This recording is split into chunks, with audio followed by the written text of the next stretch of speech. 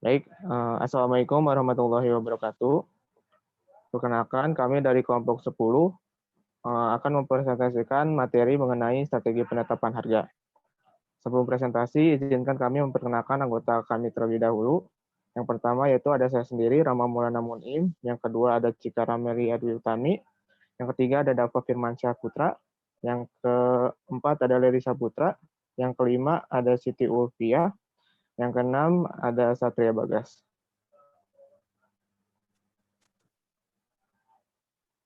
Next. Pengertian.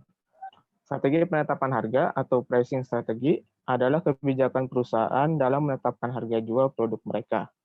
Beberapa perusahaan mungkin menetapkan harga dengan lebih mempertimbangkan pasar atau market-based pricing. Sementara yang lain lebih mempertimbangkan biaya produk atau cost-based pricing.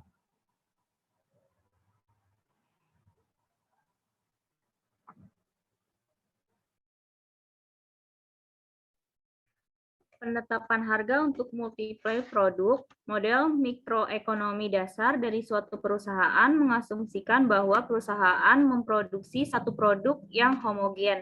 Hampir semua perusahaan memproduksi setidaknya beberapa model, gaya, atau ukuran dari keluaran mereka, dan masing-masing variasi ini dipandang sebagai produk yang terpisah untuk maksud penetapan harga.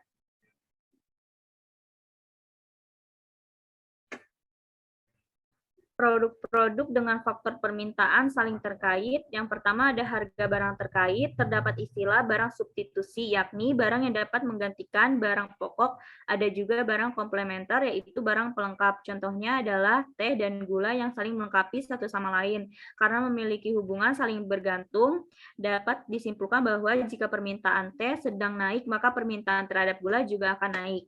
Yang kedua ada populasi penduduk. Populasi penduduk juga mempengaruhi tingkat permintaan, di mana jika populasi penduduknya sangat tinggi, maka kemungkinan besar tingkat permintaan di wilayah tersebut juga tinggi. Sebaliknya, jika jumlah penduduk di suatu wilayah cenderung sedikit, maka tingkat permintaan barang untuk dikonsumsi juga tidak terlalu tinggi. Yang ketiga itu ada selera atau tren. Selera juga berkaitan dengan tren. Misal saat ini makanan kroffel sedang hits-hitsnya, oleh karena itulah permintaan akan kroffel jadi meningkat. Namun faktor tren atau selera masyarakat ini cenderung bersifat temporal, sehingga jika trennya sudah meredup, maka permintaan akan produk tersebut juga berangsur-angsur berkurang. Yang keempat ada pendapatan masyarakat. Jika pendapatan masyarakat meningkat, berarti jumlah uang yang beredar akan meningkat, sehingga memicu peningkatan permintaan pula. Hal ini juga berlaku sebaliknya, di mana jika pendapatan masyarakat menurun, maka mereka akan mengurangi aktivitas konsumsi sehingga permintaan produk juga ikut menurun.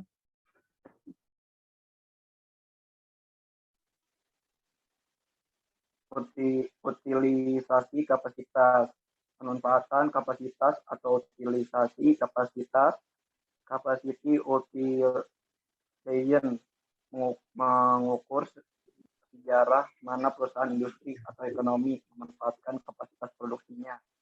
Rumus perhitungan, cara hitungnya yaitu dengan membagi output aktual dengan total potensi output. Misalnya, sebuah perusahaan saat ini memproduksi produk A sebanyak 2.000 unit dengan biaya 1.230 per unit. Katakanlah sebenarnya perusahaan dapat menghasilkan hingga 3.000 unit produk A tanpa biaya naik di atas 1.230 per unit. Perusahaan dikatakan berjalan pada tingkat pemanfaatan kapasitas 73,3%. Dalam kurung 2.000 per 2.000 atau 3.000. Idealnya perusahaan produksi pada output potensial pemanfaatan kapasitas 100%. Tapi pada kenyataan output aktual seringkali kurang dari itu karena beberapa alasan seperti kehausan mesin atau pemeliharaan dan perbaikan rutin perusahaan. Pada utilisasi kurang dari 100% secara teori dapatkan produk yang mahal terkait dengan pembelian peralatan produksi yang baru. Ekonomi dengan rasio di bawah 100% dapat menyerap peningkatan signifikan dalam produksi tanpa mendorong kenaikan inflasi.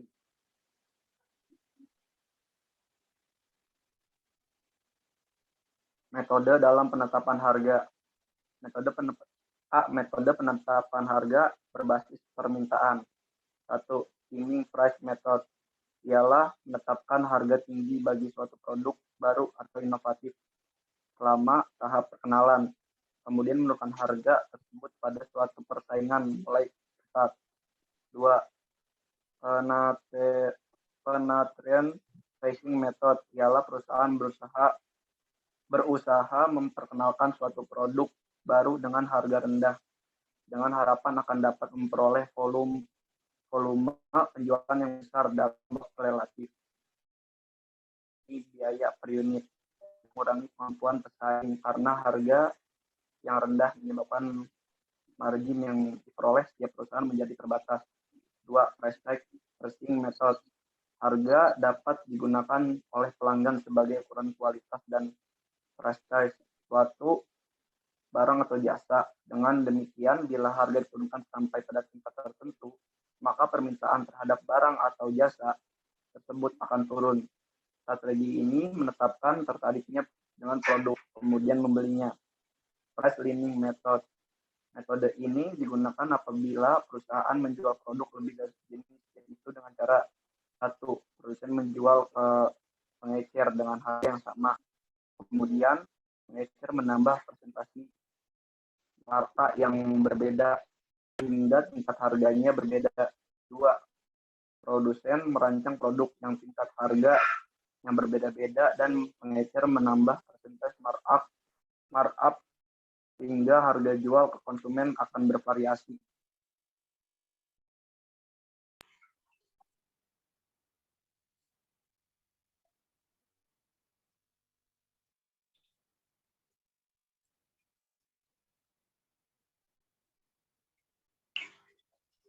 Next.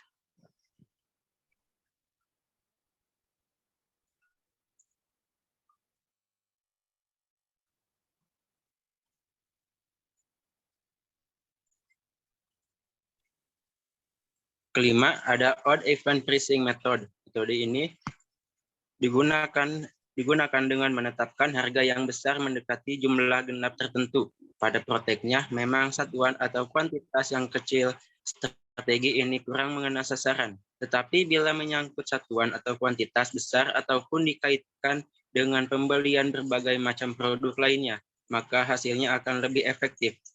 Keenam, ada demand backward pricing. Metode ini berdasarkan suatu target harga tertentu, kemudian perusahaan menyesuaikan kualitas komponen-komponen produknya. Dengan kata lain, produk didesain sedemikian rupa sehingga dapat memenuhi target harga yang ditetapkan. Misalnya, perusahaan menetapkan margin yang harus dibayarkan kepada wholesaler dan retailer. Setelah itu, barulah harga jual ditetapkan. 7. Ada bundle pricing method. Strategi pemasaran 2 atau lebih produk dalam satu paket yang didasarkan pada pandangan bahwa konsumen lebih menghargai nilai suatu paket tertentu secara keseluruhan daripada nilai masing-masing item secara individual. Strategi ini memberikan manfaat besar bagi pembeli dan penjual. Pembeli dapat menghemat biaya total, sedangkan penjual dapat menekan biaya pemasarannya. Contoh, travel agency menawarkan paket liburan yang mencangkup transportasi, akomodasi, dan konsumsi. Next.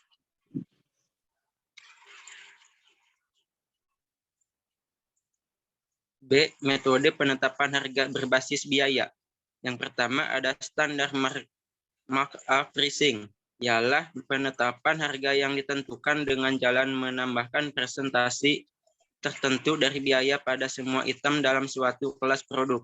Kedua, ada cost plus percentage of cost pricing, merupakan penetapan harga yang ditentukan dengan jalan menambahkan persentase tertentu terhadap biaya produksi atau konstruksi.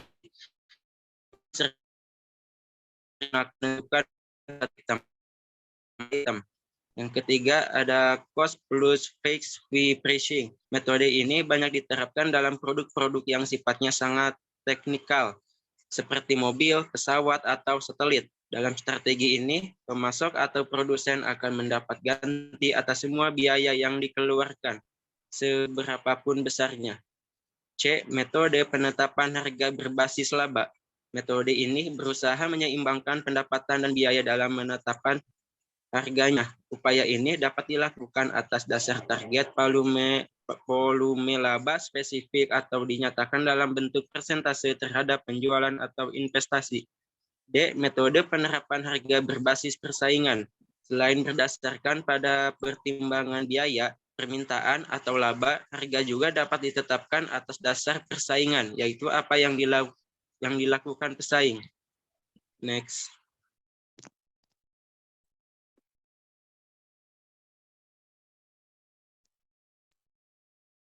Pendapatan harga joint product. Biaya gabungan dapat dialokasikan ke produk gabungan menggunakan salah satu dari 4 metode berikut. Metode harga pasar berdasarkan harga pasar relatif dan masing-masing produk. Metode ini mengkonsumsikan setiap produk yang dihasilkan secara bersamaan mempunyai nilai jual atau nilai pasar yang berbeda. Nilai pasar yang berbeda tersebut disebabkan karena tingkat pemakaian biaya yang berbeda pada masing-masing produk bersama. Metode rata-rata biaya persatuan. Metode ini adalah metode yang membebankan produk bersamanya berdasarkan jumlah biaya bersama dibagi jumlah keseluruhan produk dikalikan jumlah unit masing-masing produk. Pembebanan sama dengan biaya per unit dikali jumlah unit masing-masing produk. Biaya per unit sama dengan jumlah biaya bersama dibagi jumlah unit keseluruhan produk. Next.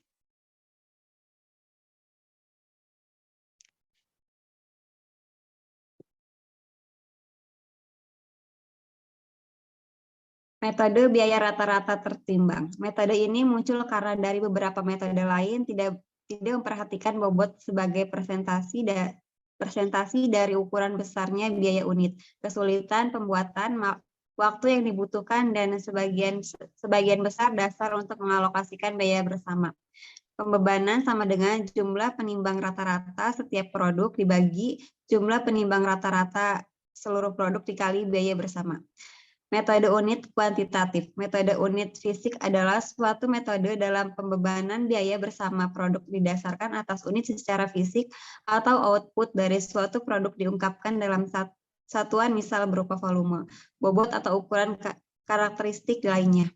Pembebanan sama dengan jumlah unit masing-masing produk dibagi jumlah unit keseluruhan produk dikali biaya bersama. Proporsi tetap. Prinsip-prinsip dasar proporsi tetap yaitu yang pertama, proporsi tetap mengandung maksud bahwa output dapat diubah jumlahnya dalam jangka pendek dengan mengubah jumlah faktor produksi variabel yang digunakan dengan sejumlah faktor produksi tetap.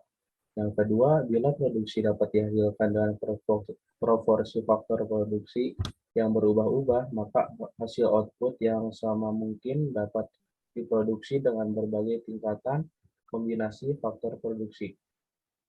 Produksi proporsi tetap adalah produksi di mana hanya ada satu perbandingan faktor produksi yang dapat digunakan untuk menghasilkan output. Selanjutnya itu proporsi beragam.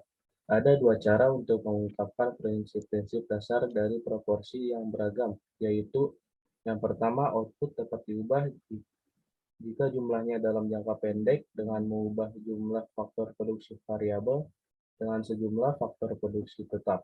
Yang kedua, jumlah output yang sama dapat diproduksi dari berbagai tingkatan kombinasi faktor produksi. Ini hanya berlaku untuk jangka pendek bila faktor produksi variabel yang digunakan lebih dari satu jenis.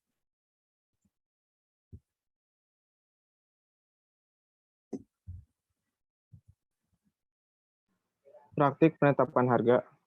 Penetapan harga markup.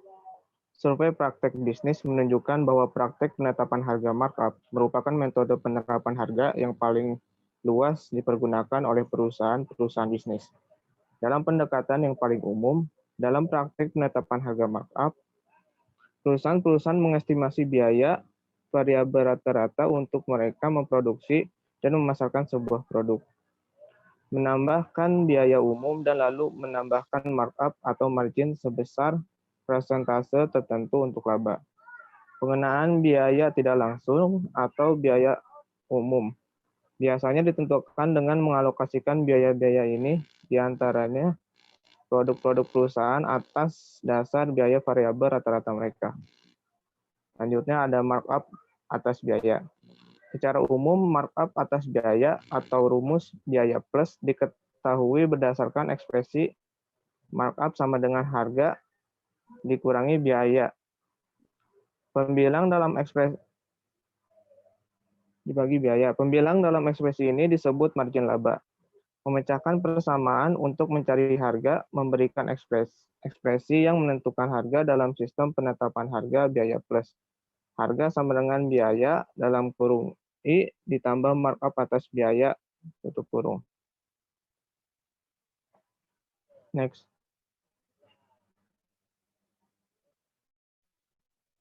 Markup atas harga.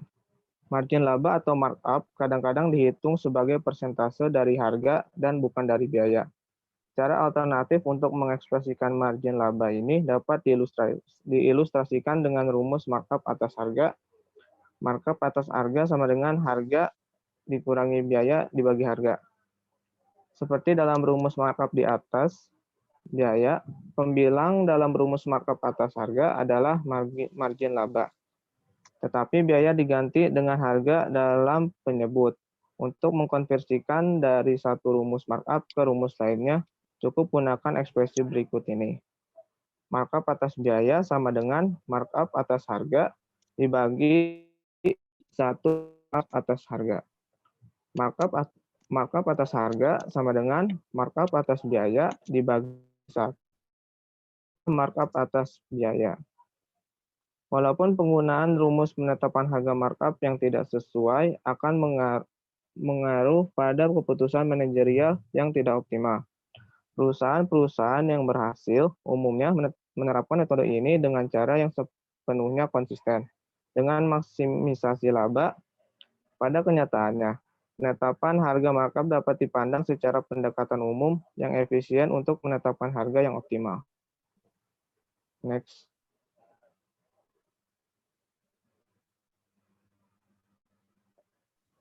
Diskriminasi harga terdapat ketika kelompok pelanggan yang berbeda dikenakan harga yang berbeda untuk produk yang sama, atau ketika perbedaan dalam harga tidak proporsional dengan perubahan dalam biaya untuk sebuah perusahaan dengan beberapa produk.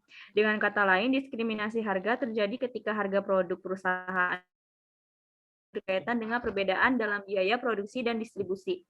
Diskriminasi harga banyak dipakai sekarang ini, terutama dengan barang-barang yang tidak mudah dipindahkan dari pasar dengan harga rendah ke pasar dengan harga tertinggi. Ternyata praktek ini seringkali dapat meningkatkan kesejahteraan ekonomi, monopolis menaikkan harga jiwa produk mereka, dan menurunkan jumlah penjualan mereka untuk meningkatkan keuntungan.